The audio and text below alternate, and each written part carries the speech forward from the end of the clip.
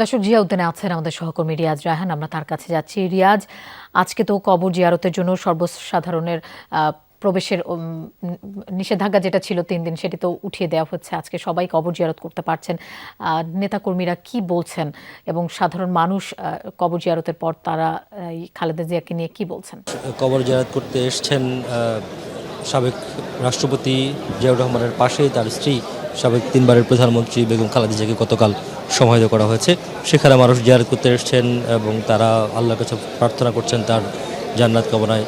এবং শুধু নেতাকর্মী নয়, খালেদা জিয়া যেই জনপদের মানুষের জন্য আজীবন সংগ্রাম করে গেছেন, এক স্থান থেকে অন্য স্থানে ছুটে গিয়েছেন মানুষের কাছে, সেসব জনপদের মানুষ আজকে এসেছে এখানে তাকে শ্রদ্ধা জানাতে, তার জন্য দোয়া করতে, তার জন্য তার রুহের মাগফিরাত কামনা করতে তারা এসছেন। এবং নেতাকর্মীদের পাশাপাশি সাধারণ মানুষের সংখ্যাও খুব একটা কম নয়।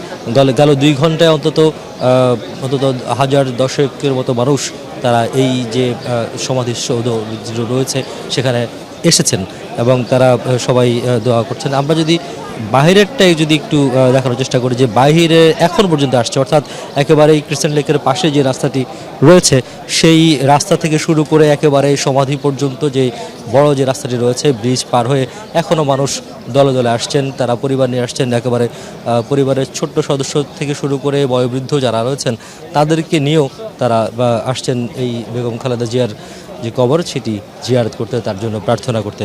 এবং আইনশৃঙ্খলা বাহিনীর সদস্যদের আপনারা নিশ্চয়ই দেখছেন যে এখানে সেনাবাহিনী, বিজিবি, র্যাব, পুলিশ সহ আইনশৃঙ্খলা বাহিনীর যতগুলো সংস্থা রয়েছে সব সংস্থার সদস্যরা রয়েছেন। পাশাপাশি গোয়েন্দা সংস্থার সদস্যরাও এখানে দায়িত্ব পালন করছেন যাতে কোনো ধরনের অপ্রীতিকর ঘটনা না ঘটে এবং কাউকেই শুধুমাত্র নিচে থেকে দেখার অনুমতি দেওয়া হয়েছে, শুধু কাউকে উপরে উঠে যাতে দেখা না হয় বা কোনো ধরনের বিশৃঙ্খল পরিস্থিতি চেষ্টা না হয়, সেজন্য সবাইকে আহ্বান জানানো হয়েছে যাতে সবাই নিচে থেকেই সারিবদ্ধভাবে বা শৃঙ্খলবদ্ধভাবে এই যে কবর জিয়ারতের আয়োজন সেটি যাতে শেষ করে।